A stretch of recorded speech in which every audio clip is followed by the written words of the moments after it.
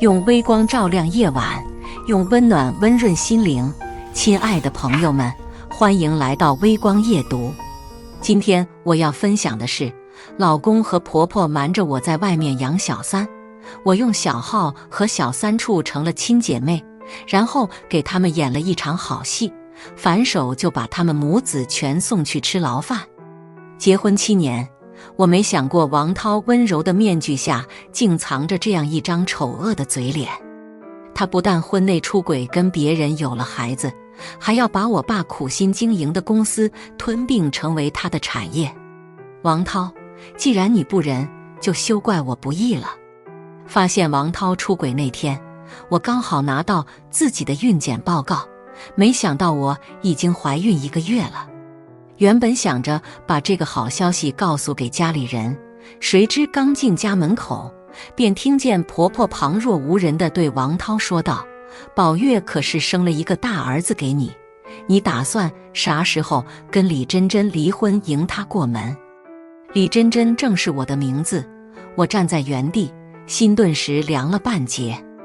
王涛开口说道：“再等一等，我已经陆续从珍珍他爸的公司套到了2000多万的漏洞，估计过不了多久，他们家的公司就会倒闭，到时候我再用手上的钱把公司买下来，这样公司和钱都是我的，我跟李珍珍提离婚也能硬气一点。”婆婆竖起大拇指，我家涛涛就是聪明，等到时候离了婚，李珍珍那个小贱蹄子有多远滚多远，不贤不孝的东西。王涛听见这话叹下一口气：“妈，我也不喜欢李珍珍，要不是我当时创业急需用钱，我不会娶她呢。不过用不了多久，我就不用再忍受李珍珍大小姐一样的脾气了。”王涛说完这句话，眼睛就像突然亮了一般，显得格外亢奋，仿佛跟我结婚这7年，他日日都活在痛苦的煎熬中。婆婆更是激动地抓起王涛的手，母子2人憧憬着离婚后的幸福生活。我站在身后如遭雷击，满脑子都是跟王涛从恋爱到结婚时一幕幕的景象。原来他从一开始就算计好了，从我们第1次见面，再到我俩确认关系，原来一步步都在他的掌控之内，可我却深陷其中。为了和王涛在一起，不惜跟我爸决裂，甚至将自己的全部积蓄拿出来给王涛买房买车。最后还是我爸不忍心看我受苦，无奈之下接纳了王涛这个女婿，甚至把他叫到公司里上班。而王涛也的确没辜负我爸的期望，短短2年的时间便当上了公司副总经理的位置。可自打王涛进了公司，公司每年的收入都会少一大半，即便是我爸找了底下的人查，也查不出半点线索。想到今天早上我爸跟我视频，公司出现500万财务漏洞的事，我的眼眶便更加湿润了。结婚这么久，我跟我爸怎么没怀疑过公司最大的漏洞就是王涛本人？我似乎更加绝望了。我站在原地，愣了好一会儿才擦掉眼泪，悄无声息地将房门关上，并用手敲了敲：“妈，你在家吗？我没带钥匙，您能帮我开一下门吗？”催催催，出个门连个钥匙都不带，像你这种女人怎么照顾好涛涛？屋子里传来婆婆的声音，她推开门，见我手上还提着东西，顿时翻了白眼：“又出去买东西了是吧？涛涛赚的那点钱都让你给败坏光了。”我打量着王涛他妈那副刻薄的嘴脸，我以前是怎么忍耐这么久的？房子是我买的，车子是我买的，就连王涛的工作也是我给找的，他妈有什么资格在我面前那么硬气？不过为了不让自己显得那么可疑，我扯出一个笑道：“我们瑜伽班今天下课早，这不是想回来陪陪你们吗？”因为我之前有报瑜伽班，且每天都会去学习，因此王涛和婆婆也没多怀疑。婆婆指着我骂道：“一天到晚不是花钱就是花钱，你难道不能留在家里做做家务吗？”妈，您别说了。王涛站出来替我打圆场，笑着对我说道：“老婆大人辛苦了，你等我，我给你洗水果去。”他将我推回房间里，并贴心地为我倒上一杯牛奶。换作是往常，我可能会笑着夸一句王涛贴心，可自打刚才见识到他骨子里的另一面，我现在只觉得无比恶心。王涛将门关上，还想抱着我做那种事，却被我一把推开。我累了，一会儿吃饭再叫我。王涛虽然有些诧异，却还是皱着眉头退出了房间。看见王涛离开，我才拿起床头柜上的手机，打了一通电话给市医院的医生，告诉他下星期我要去医院做流产手术。医生得到消息有诧异，忙着问我是不是跟老公闹别扭才想打掉孩子。为了不让医生将此事告诉给我父母，我只好跟医生解释，是因为担心自己工作太忙没时间照顾孩子，又嘱托他千万别告诉我父母，我怕他们担心。医生听了这话表示了惋惜，并嘱托我手术前的注意事项。我将电话挂断，又在微信上联系了一个房地产的老板。张总对吧？您之前手上是不是有一块城西的地皮？那边秒回：是的。李小姐。他的话说完，又陆续发了几张图片给我。我将图片放大，张总那边又发来消息，这块地皮的面积不小，只是我司突然没钱才闲置下来。怎么？李小姐对这块地皮感兴趣？他的话说完，又陆续发了好几条地皮的优势给我，恨不得马上把手上这块烂尾的地皮甩手出去。我勾唇冷笑，这种烂尾工程谁接手谁才是傻子。我在电话里说，我有一个办法，既能帮你把地皮卖出去，又能让你们赚差价，不知道张总对此事有没有兴趣？能赚钱又能把手上的烂尾地皮卖出去，谁能拒绝？张总马上回了一个龇牙笑的表情，洗耳恭听。我冷冷一笑，并合上手机。第二天一早，王涛早早出去上班，婆婆门也不敲地进了我房间。这都几点了，你还在睡懒觉？王涛赚点钱不容易，你这个做老婆的难道不该体谅一下？我冷冷笑着，妈，您忘了，我家里有钱，不用像王涛一样每天上班，零花钱就能打到我的账户上呢。呸！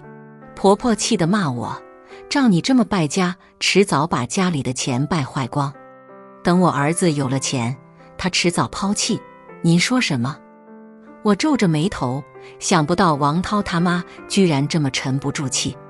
意识到自己说了不该说的，婆婆马上咬着牙辩解道，家里的钱都是我儿子赚的，他赚了多少都不够你败的。我这才想到，昨天只顾着报复王涛了，怎么把王涛他妈给忘了？我马上挤出讨好的笑，对婆婆说道，妈，我知道错了，从今天起我会努力做一个好儿媳妇的。这样，今天我来做家务，您出去玩。我的话说完，便马上起了床去厨房洗碗。婆婆见我做了家务，也就不再骂我，做媳妇的就该这样。若是放在我们农村，你可是要不到5点就起床给我做饭的。我心中冷笑，表面上却装作乖巧的模样。是，妈，您说的对，我做完这些再去上瑜伽课，您先出去玩吧。我听说楼下新开了一家麻将馆，人还不少呢。你说真的？婆婆的语气显得尤为激动。王涛他妈没别的爱好，唯一的爱好就是打麻将了。当然是真的，您快去吧，家里的活还有我呢。听了这话，婆婆的眼角挤出几道褶子。那你在家干活吧，别忘了把家里的垃圾倒了。她的话说完，便马上回房间换了一套衣服，得意洋洋地出了门。直到看见婆婆彻底关上门，我马上给楼下赌场打了电话，我婆婆去了你们那了。她这个人好赌成性，一玩就是一整天，我跟老公都担心得不得了。你看看你能不能想办法让我婆婆输点钱，这样她说不定会知难而退。对方听懂了我的话外之音，放心吧，我会想办法帮你婆婆戒赌的。我一脸感激，真不知道要怎么谢谢你了，回头请你吃饭哦。她朝我调皮一笑，客气。挂断电话，我看着水槽里脏兮兮的饭碗，冷笑出声。王涛他妈怕是怎么都没想到，麻将馆的老板也是我身边的人吧。晚上回到家，婆婆兴高采烈地跟我们分享她打麻将赚到了钱。王涛揉了揉眉心，妈，我不是跟您说了不要沉迷于打麻将吗？您有时间可以去跳广场舞啊。婆婆听了这话，脸色很是难看。我都活了这么大岁数了，有点爱好怎么了？而且即便是输了钱，不是还有珍珍吗？你说是吧？我马上点头，妈，我支持您。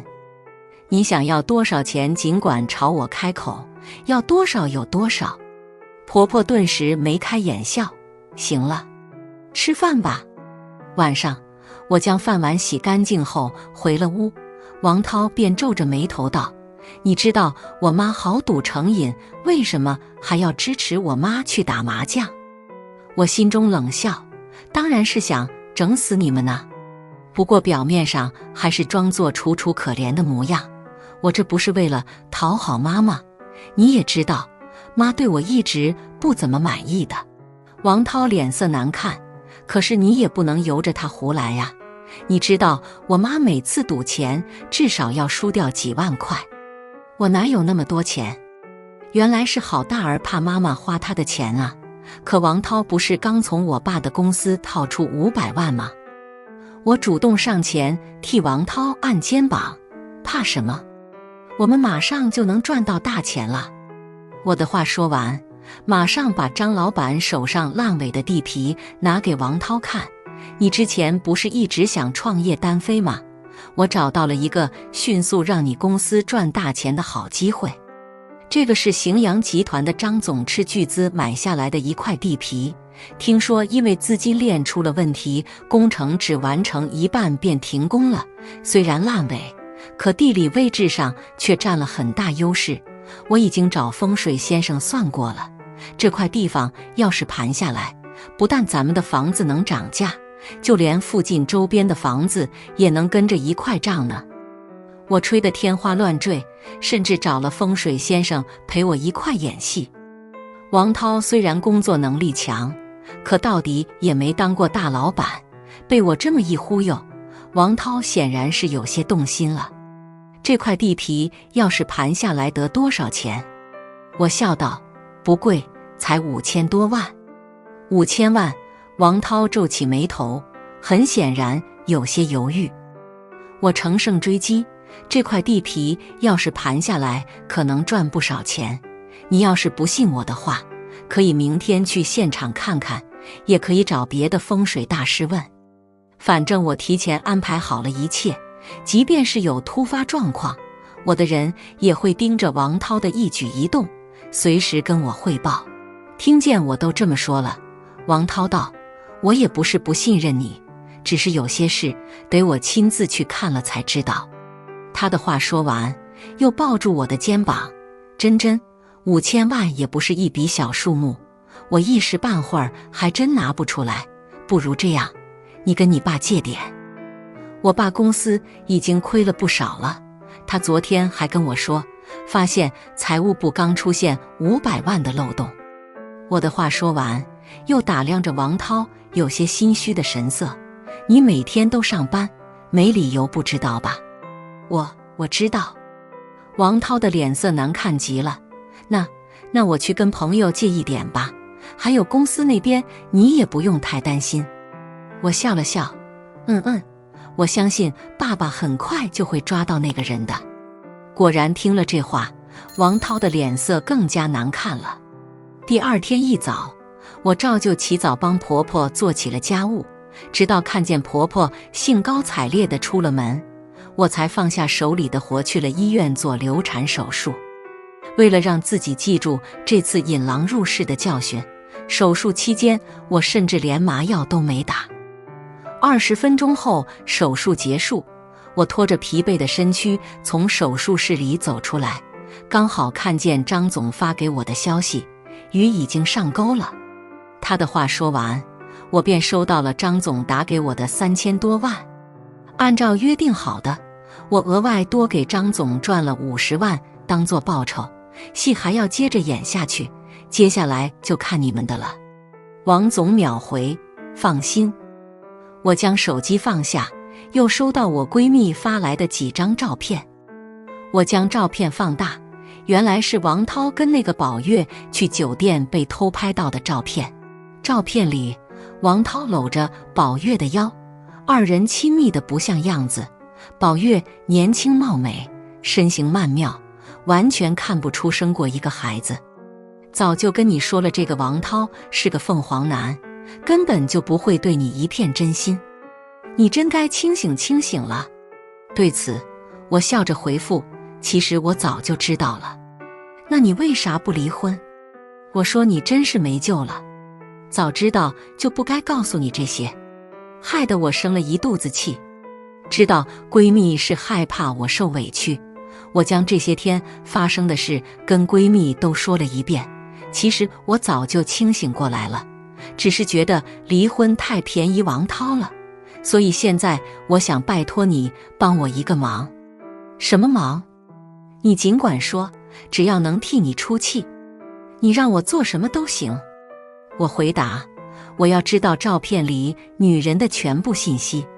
于是当天晚上，我便收到闺蜜发来的消息，张宝月，28岁，大专学历，育有一子，是一家小公司的职员，于2015年在老家与王涛相识，二人这么多年一直保持着不正当的男女关系。闺蜜说完，又发了几张张宝月的生活照及个人信息给我。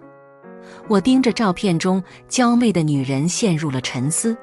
2015年，那不是我怀孕后流产的那一年吗？闺蜜甚至还跟我说，张宝月一直知道王涛家里有我这个老婆的存在，她甚至仗着自己生了儿子，几次三番逼迫王涛离婚。我看了看张宝月的个人信息，毫不犹豫地用小号添加了他的个人微信号。几分钟后，张宝月通过了我的好友申请，请问你是？我发了一个龇牙笑的表情。你好呀，是王姐吗？张宝月秒回，什么王姐？你是不是加错人了？啊，可能是吧。我发了一个笑哭的表情，不过能加到你这个朋友也算是一种缘分。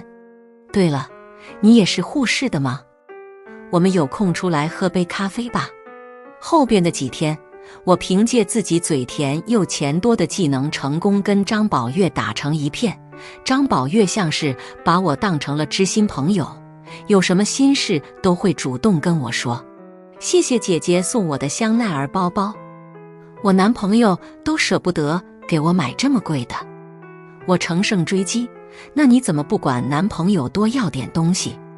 我跟你说，女人就该让男人对自己好一点，不然男人是不会珍惜的。我随口编了一个故事给他，想当初我老公家里还有个大肚子的老婆管钱，他脾气又差，每次找我连句好听的话都不会说，可自打我学会开口管他要钱，他对我的态度缓和了不少呢。看到这条消息，张宝月很是激动，马上便回了一条，好厉害。那你是怎么做到男人对你保持新鲜感的？实不相瞒，我跟你的情况几乎是一模一样，可是我家那位不给我钱也就算了，就连每次我给他发微信，他都会骂我，我可是给他生了一个孩子啊。想不到还是一个悲情的小三。我冷笑，很快回复：姐妹你也真是的，还没结婚，给他生什么孩子？你完全可以把孩子当成筹码，让你男朋友随时回来看你。而且你既然都给他生孩子了，总得管他要一点补偿吧，至少让他给你买一些珠宝，转个几万块红包的吧。说句不好听的，我们做小三的图的不就是这些吗？张宝月受益匪浅，学到了。可他这个人很抠门，万一什么都不给我怎么办？张宝月的话说完，还发了一个哭哭的表情。我勾唇冷笑，回答他：那就找他去闹啊，去他妈那闹，去他原配老婆那闹。女人就该做一点，不然男人不会珍惜你的。后面的几天，王涛在张老板的带领下投资，的确赚了不少钱。他以为自己马上就能发财了，对我也不似从前那般小心翼翼，还给张宝月买了不少珠宝。张宝月还以为是我前些日子教他的方法起了作用，特意发红包过来感谢我。对此，我一一照收，并告诉张宝月不要被眼前的小恩小惠所迷惑，真要拴住男人的心，得多管他要几套房子车子，这样男人会念在他身上花了不少钱的份上而离不开他。张宝月更是受益匪浅。我劝他乘胜追击，今天晚上留他在家吃饭，就说儿子想见他了。于是几分钟后，我便收到了王涛发来的加班通知。张宝月回了我的消息：你的办法果然有用。他真答应今天晚上要在我这里过夜了。我回了张宝月一个偷笑的表情：你趁着这个时间多跟他提结婚的事，反正他现在赚了钱，应该也不用再受家里那个老婆的气了。合上手机，我忍不住偷笑，估计过不了多久应该就能收网了。想到这一家子马上就能得到应有的报应，我更是高兴得睡不着觉。也就在这时，王涛他妈突然敲了敲我房间里的门，一脸丧气地对我说：珍珍，你能再给妈20万吗？妈保证这次一定能回本。他的话说完，还一脸迫切地拉着我，仿佛他只要一刻不去赌场便浑身难受。我皱着眉头拉开他：妈，最近王涛要开公司，我手里的钱都用来支持王涛创业了，现在手里已经没什么钱了。听了这话，王涛他妈更是气得咬牙：要死啊！你个丧门星，你当初怎么答应我的？你可是说好了我要多少钱就给我多少钱的，你怎么能出尔反尔呢？我告诉你，今天必须把钱拿出来给我，不然我就让我儿子跟你离婚，反正我儿子有的是钱。我听了这话更觉得可笑：是吗？那既然你儿子有钱，你就管你儿子要好了呀。王涛他妈更是气得叉腰：你还敢跟我犟嘴？我告诉你，你今天说什么也要给我20万。我冷笑着，又想一计：我虽然没有钱，不过可以想办法帮你弄到钱。或许您听说过网贷吗？网贷？王涛他妈听了这话，皱起眉头：你让我去贷款？我笑着：妈，您既然都说了您一定会回本，那么借点钱也没什么的，我就认识一个很靠谱的网贷公司，要不要推荐给您？我的话说完，便马上掏出手机要为王涛他妈申请贷款。王涛他妈虽然不愿意，可冲动已经控制了他的大脑，他需要更多的钱让他回本。于是王涛他妈二话不说便借了20万出来。第二天一早，王涛一脸疲惫地赶回家中，他妈已经去赌钱了。我假装一副很贤惠的模样，走到他面前：加了一晚上的班，累坏了吧？我来给你揉揉肩膀。可王涛却推开我的手，直接将离婚协议甩到桌子上：我们离婚吧。什么？我挤出几滴眼泪，让自己看起来很狼狈。是我哪里做的不够好吗？你为什么突然就……不是你。王涛摇了摇头，是我不好，真是我对不起你。你放心，我们离婚以后，房子和车子都归你，我净身出户。我红了眼睛，过了半晌后才在离婚协议上签下名字。好。与王涛离婚后，我收到了张宝月发来消息，姐，我都不知道该怎么感谢你好了。我男朋友居然真跟他家里的那位黄脸婆离婚了，下个月就是我们的婚礼了，我想邀请你来参加。他的话说完，马上发给我一张结婚邀请函。我看着邀请函上亲密无间的二人，再次露出得逞的微笑。1个月之后是吧？放心，我一定到场，给你俩一个终生难忘的婚礼。我联系了与王涛对接的张总，据他口述，王涛前些日子投资亏了不少钱，之前买下来的那块地皮再一次成了烂尾工程。张总按照我说的推荐了那家网贷公司给他，还告诉他千万不能放弃，每个地产商都是从负债累累中走出来的。我告诉了张总该如何全身而退，并告诉他具体收网的时间。于是几天后，张宝月便发消息跟我抱怨，我男朋友让我把他之前送给我的那2套房子抵押出去，还要我再借200万给他。可是他之前明明那么有钱，送出去的东西哪有收回去的道理呢？我回复张宝月，你分析的对，一个男人就是在困难也不会找女人借钱，他这么做一定是想把之前送你的东西都收回去，是吧？我也这样想，可是我现在该怎么办呢？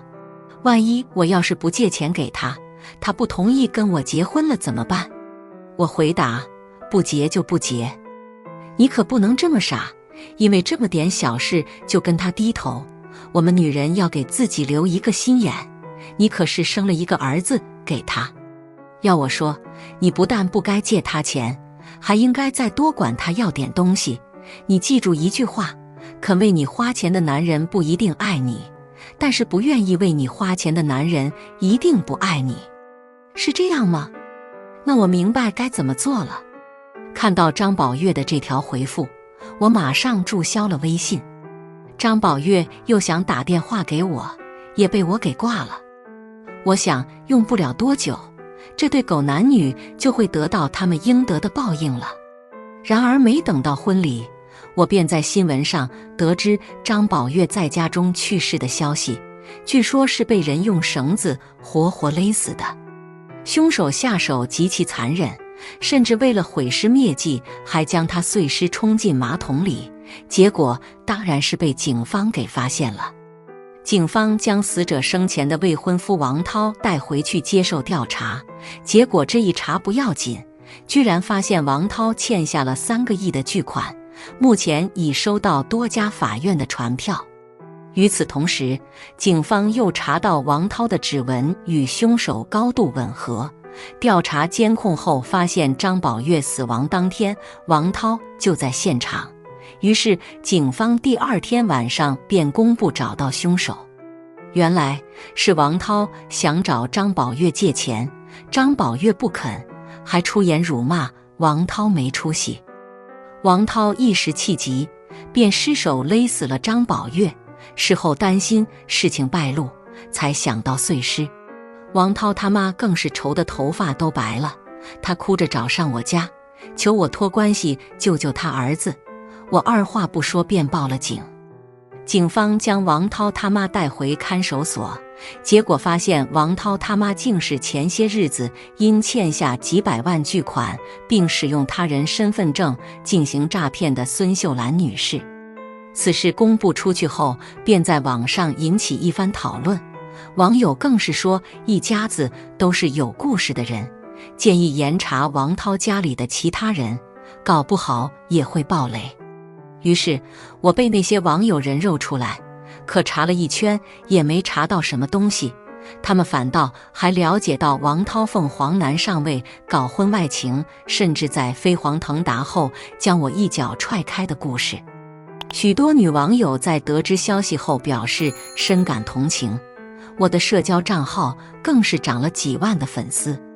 几个月后，法院正式审理张宝月碎尸案，王涛因故意杀人被判处无期徒刑，其母孙秀兰也因诈骗罪被判处7年有期徒刑，并且因为其子被判处无期徒刑不具备还款能力，欠下的债务皆由母亲孙秀兰一人偿还，全款总额高达上亿元。拿到判决的那一刻，孙秀兰哭喊着想要上诉，甚至指着听众席的我破口大骂，扬言是我毁了他儿子的一辈子。顾及到跟王涛好歹夫妻一场，我还特意拿着当初的流产通知单，特意去监狱里看望王涛。几天不见，王涛整个人憔悴了不少，他留着寸头，穿着囚服过来见我。我拿起电话，对着玻璃对面的王涛问道：“你还好吗？”王涛接过电话，苦笑道：“现在也只有你肯过来见我了。珍珍，对不起，想必你知道我出轨的那一刻一定很难过，可你还是愿意来看我，这说明你心里还是有我的，对吗？”我心中一阵嫌恶，或许吧，以前的我的确深爱过你，可知道其实我早就知道你出轨的事了，甚至我爸爸公司出现的漏洞也是你做的，你知道我当时有多恨你吗？我红着眼睛死死盯着王涛苍白的脸颊。王涛垂下头：“对不起。”我冷笑：“我今天过来可不是跟你谈这个的。”我的话说完，把手里的东西对着玻璃给王涛看：“你知道吗？我当时怀孕了，所以在知道你对我做的那些恶心事以后，我便去医院将孩子打了。我可是调理了好久才怀上孩子的。你还记得我们的第一个孩子吗？”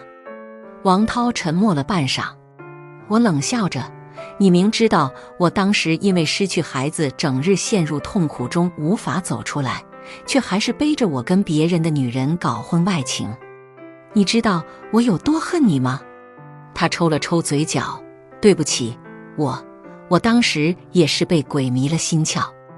你少拿别人的事当挡箭牌。”我恶狠狠地盯着他：“还有你的那个妈，我没想到你们一家子这么恶心，吃我的，用我的，还要给我甩脸子，你有什么资格？”王涛更是觉得泣不成声：“对不起，你打死我好了。”我冷笑：“我凭什么要因为你一个不值得的人搭上我的后半生？监狱是你最终的归宿，你就在里边好好反省吧。”我的话说完，便头也不回地离开监狱。看着屋外的一片暖阳，我伸出手想去触摸，不得不说，我有许久没见到这样好的阳光了。感谢大家的观看，如果你喜欢这类故事，还请点击订阅微光夜读，并分享给更多的人，这会对我帮助很大。也欢迎大家在下方评论区投稿自己的故事，我来讲述分享给大家。再次感谢大家的观看。